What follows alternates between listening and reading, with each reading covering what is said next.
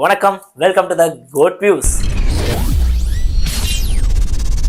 Code வியூஸ்ல நம்ம இன்னைக்கு பார்க்க போற படம் பிரதீப் ரங்கநாதன் நடிச்சிருக்கும் அஸ்வத் மாரிமுத்து இயக்கத்தில் வெளிவந்திருக்க படம் தான் டிராகன். ஸோ இந்த படத்தோட இன்ஃப்ளூயன்சர் ஸ்பெஷல் ஸ்கிரீனிங் ஷோ நம்ம கஷ்டப்பட்டு பார்த்தாச்சு.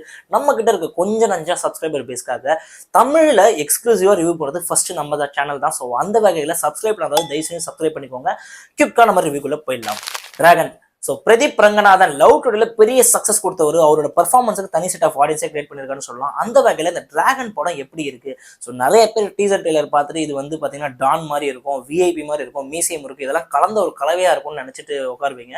ஸோ அந்த மைண்ட் செட்டை ஃபர்ஸ்ட் கிளியர் பண்ணுறேங்க. ஸோ இது வந்து ஒரு ஜாலியான ஒரு படம், ஒரு டேக்அவே வந்து என்ன இருக்க போகுது இப்படின்ற ஒரு மைண்ட் செட்டுக்குள்ளே போனீங்கன்னா ஃபர்ஸ்ட் ஆஃப் வந்து பார்த்தீங்கன்னா ஃபுல் காலேஜ் போர்ஷன்ஸ் வந்து உங்களுக்கு சூப்பராக ஒர்க் அவுட் ஆகும்னு சொல்லலாம். ஸோ என்னதான் வந்து இந்த படத்தோட தழுவல்கள்லாம் கொஞ்சம் அங்கங்கே இருந்தாலுமே சீன்ஸ் வைஸ் எல்லாமே சூப்பராக வந்து அஸ்வத் மாரிமுத்து ஒர்க் அவுட் பண்ணியிருக்காருன்னு தான் சொல்லணும். ஏன்னா அவருக்கும் தெரியாத ஒரு டைரக்டராக வந்து இத்தனை கதைகள் எடுத்திருக்கோம். ஒரு காலேஜ் போர்ஷன்ஸில் ஒரு 2018 ஒரு நடக்கிற ஒரு கதை, ஒரு நட்டோரியஸான ஒரு பையன், அதாவது வந்து ரவுடியா ஒரு கெத்தா சுத்திட்டு இருக்கவன், அவனுக்கு எல்லா கெட்ட பழக்கமும் இருக்கும், காலேஜுக்கு ஒழுங்கா வரமாட்டான், அவன் பண்ற ட்ரெஸ்ஸிங் சென்ஸு, அதே மாதிரி வந்து எக்ஸாம் இருந்தாலுமே வந்து அரியர்ல பார்த்துக்கலாம் மச்சான் அப்படி வந்து மற்றவங்களுக்கு எடுத்து ஒரு கேரக்டர். ஸோ அந்த ஒரு கேரக்டர் தான் பிரதீப் ரங்கநாதனுக்கு இருக்கு. ஸோ இது வந்து நம்ம யூஸ்வலாக நிறைய படத்துல பார்த்துருக்க ஒரு கேரக்டர், நம்ம டே டு டே லைஃப்ல நிறைய பார்த்துருக்க ஒரு கேரக்டர் தரும், ஏன் நம்மளே ஒரு கேரக்டரா இருந்திருப்போம். ஆனா பிரதீப் ரங்கநாதனோட பெர்ஃபார்மன்ஸ் பார்த்தீங்கன்னா லவ் டுடேல பண்ண மாதிரி இதுல வந்து ஒரு டிஃப்ரெண்டான ஒரு பர்ஃபார்மன்ஸ், ரொம்ப நட்டோரியஸா வந்து பார்க்கும்போது நம்ம ஈஸியாக ரிலேட் பண்ணிக்கூட ஒரு பர்ஃபார்மன்ஸாக தான் இருக்குது. ஸோ அந்த வகையில் first half full and full பார்த்தீங்கன்னா காலேஜ் போர்ஷன்ஸில் நடக்கிற ஃபன்னு, லவ், அனுபமா பரமேஸ்வரி இவருக்கும் வர அந்த லவ் போர்ஷன்ஸ் எல்லாமே வந்து பார்த்தீங்கன்னா ரொம்ப வந்து நல்லா இருக்கும், பார்க்கறதுக்கு கலர்ஃபுல்லாக இருக்கும். So as expected. So Niketh Bommi அவரோட சினிமோட்டோகிராஃபி, அவர் சூரரை போர்ட்டரில் வந்து ஒரு வேற மாதிரி ஒரு கலர் டோன் வந்து பண்ணியிருப்பாரு அந்த படத்துக்கு ஏற்ற மட்டும். இதுக்கு வந்து காலேஜ் போர்ஷன்ஸ்க்கு எவ்வளோ சூப்பராக வந்து கலர்ஃபுல்லாக வந்து எங்கேஜிங்காக வச்சுக்க முடியுமோ, ஒரு ஆடியன்ஸ் விஷுவல் ட்ரீட்டாக பண்ண முடியுமோ அதை நான் பண்ணியிருக்காரு.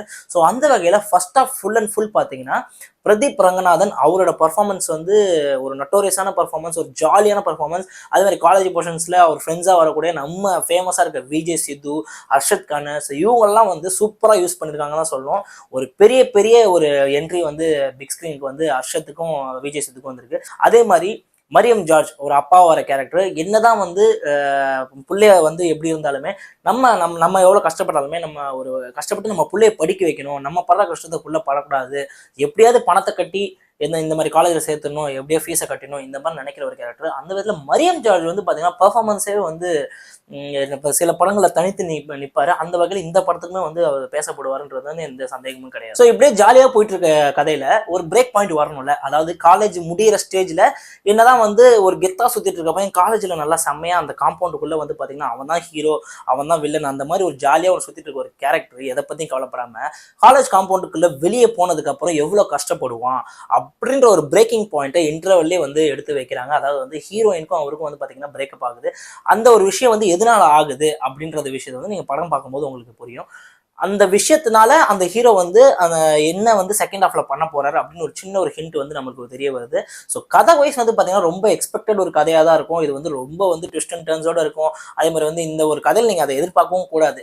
ஸோ அந்த ஹீரோ வந்து செகண்ட் ஹாஃப்ல என்ன பண்ண போறாரு, இந்த காலேஜ் வந்து முடிஞ்சதுக்கு அப்புறம் இவரோட லைஃப்ல சக்சஸ்ஃபுல்லா இருக்கிறதுக்கு என்ன பண்ண போறாரு, அதாவது காசு சம்பாதிச்சா தான் சக்சஸ்ஃபுல்லா அப்படின்ற ஒரு பாயிண்ட் தான் வந்து நிற்கும். ஸோ இது வந்து செகண்ட் ஹாஃப் வந்து ஒரு லீடா வந்து முடியுது. ஸோ செகண்ட் ஹாஃப் ஆரம்பிச்சதே பார்த்தீங்கன்னா எப்படி வந்து அவருக்கு எமோஷனல்ஸாக வந்து ஃபர்ஸ்ட் ஆஃப் வந்து முடிகிறப்ப எமோஷனல் பிரேக் டவுனாக ஒரு இடத்துல முடியும். ஸோ செகண்ட் ஹாஃப் அதை நோக்கி ஒரு பயணம் வந்து ஹீரோவோட பயணம் வந்து காலேஜ் முடிஞ்சு ஒரு வேலைக்கான ஒரு போகிற பயணம். ஆனால் வந்து அவருக்கு அரியர் இருக்குது, அதை வந்து கிளியர் பண்ணுறதுக்கு வந்து ஈஸியாக பண்ணுறதுக்குன்னா அது ஒரு சின்ன ஒரு கோக்குமாக்கு பண்ணுறாரு.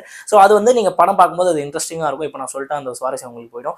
அதுக்கப்புறம் வேலையில் வந்து ஒரு பார்த்தீங்கன்னா ஆஃபீஸ் போர்ஷன்ஸ் வந்து ஃபுல்லாக வருது. அந்த ஆஃபீஸ் போர்ஷன்ஸில் வந்து கௌதம் மேனன் வராரு.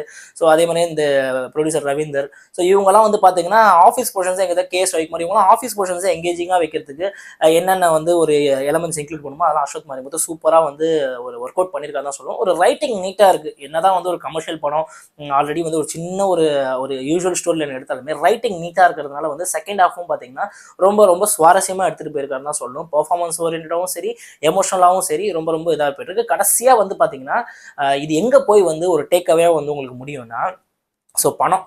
ஸோ பணத்தை வந்து அதிகமாக சம்பாதிச்சிட்டா நீங்கள் லைஃப்பில் சக்ஸஸ்ஃபுல்லும் கிடையாது. அந்த பணத்தை வந்து எப்படி யூஸ் பண்ணுறீங்க, யாருக்காக யூஸ் பண்ணுறீங்க, ஸோ இதுதான் படத்தோட எண்டு கிரெடிட்டு எண்டு லைனாகவே இருக்கும். ஸோ குயிக்காக டிராகன் படத்தோட பாசிட்டிவ்ஸ் அண்ட் நெகட்டிவ்ஸ்குள்ளே போயிடலாம். ஸோ படத்தோட மெயின் பாசிட்டிவ் வந்து பிரதீப் ரங்கநாதன் தான் சொல்லலாம். ஏன்னா அவருக்குள்ள வந்து இவ்வளோ பெரிய பெர்ஃபார்மன்ஸ் ஓரியன்டாக வந்து அவ்வளோ சூப்பராக பண்ண முடியும். அதாவது ஜாலியாக இருக்கும்போது ஜாலியாகவும் பெர்ஃபார்ம் பண்ணுறாரு. ஒரு எமோஷனலாக வந்து பார்த்தீங்கன்னா அழுகுற சீன்லையும் பார்த்தீங்கன்னா பிரேக் டவுன் ஆகி அழுவதுலையும் பார்த்தீங்கன்னா நம்மளை வந்து அழுவ வைக்கிற மாதிரி இருக்குது. என்னதான் அவரோட நடிப்பு வந்து சில சாயல்கள் தனுஷ் சாயல் இருந்தாலுமே, சில இடத்துல சிவகார்த்திகேயன் மாதிரி நம்மளுக்கு தெரிஞ்சாலுமே இவரோட ஸ்டைல் தனியாக தான் இருக்குது. ஸோ அந்த வகையில் டிராகன் படமும் அது இன்னொரு வந்து ஒரு அவருக்கு அடிஷன் தான் சொல்லணும். ஒரு நல்ல ஒரு பூஸ்ட் ஒரு பர்ஃபார்மன்ஸ்க்கும் சரி, அவரோட கெரியருக்கும் வந்து இருக்குன்றது வந்து எந்த ஒரு சந்தேகமும் கிடையாது.